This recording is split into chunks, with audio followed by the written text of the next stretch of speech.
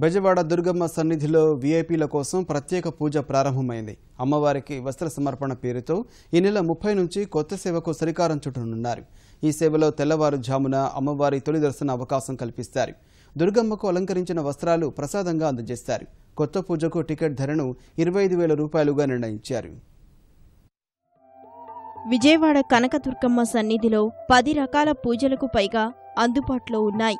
ఇందులో ఖడ్గమాల, కుంకుమార్చన, త్రికాలార్చన, కళ్యాణం, శ్రీచక్ర పూజ వంటి వాటికి ప్రాచుర్యముంది.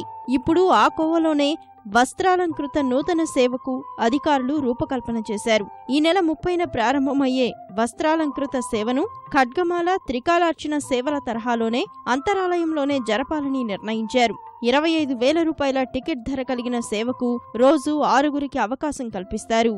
6 చీరలు కట్టగలుగుతాము. మరీ ఎక్కువైతే పీఠం మీద సర్ది చేయడానికి ట్రై చేస్తాం, కానీ భక్తుల సంఖ్య మాత్రము 6 వరకు తీసుకోగలం. 6 జంటల వరకు తొలి దర్శనంగా వీళ్ళకి నక్షత్ర హారతి ఉంటుంది.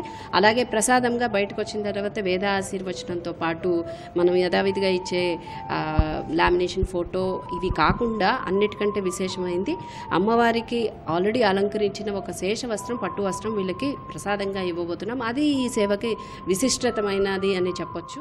ఇటీవలే అమ్మవారికి పవిత్ర సారె పేరుతో భక్తులు చీర సమర్పించే కార్యక్రమాన్ని ప్రారంభించారు. ఇందుకు టికెట్ వెల 500 రూపాయలుగా నిర్ణయించారు. ఈ కార్యక్రమం సాధారణ భక్తులకు అందుబాటులో ఉంది. కొత్తగా ప్రారంభించే వస్త్రాలంకరణ సేవకు ఉన్న ప్రత్యేకతల వల్లే టికెట్ ధర అధికంగా నిర్ణయించామని అధికారులు చెబుతున్నారు.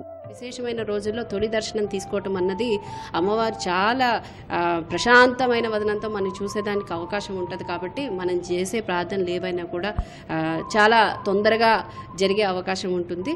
క్వాలిటీ ఉన్న పట్టుని తీసుకొని కొనాలి అంటే ఇవాళ మీకు తెలియదు కాదు, 23,000 24,000 లేనిదే అసలు అది రాదు. అండ్ ఆ చీరను మళ్ళీ అదే తర్వాత భక్తుడికి అదే ప్రసాదంగా వెళ్ళిపోతుంది. సో కమర్షియల్లో ఇది మనం చూడలేము. ఇది జస్ట్ ఒక తొలి దర్శనానికి అవకాశంగా తీసుకోవటానికే, అంతవరకే తప్ప కమర్షియల్ యాంగిల్లో దేవస్థానానికి మిగిలేదంటూ ఏముండదు. అమ్మవారికి భక్తులు పట్టు వస్త్రాలు సమర్పించే ఆనవాయితీ ఉంది. వస్త్రాలంకృత సేవకు టికెట్ తీసుకున్న వారికి మాత్రం అమ్మవారికి ధరింపచేసిన చీర దక్కనుంది. సొంతంగా పట్టు చీరలు తెచ్చేవారు యథావిధిగా అమ్మవారికి సమర్పించే అవకాశం కొనసాగిస్తారు. ఆ చీరల్ని అమ్మవారి ఉత్సవమూర్తులు, అష్టలక్ష్ముల విగ్రహాలకు అలంకరిస్తారు.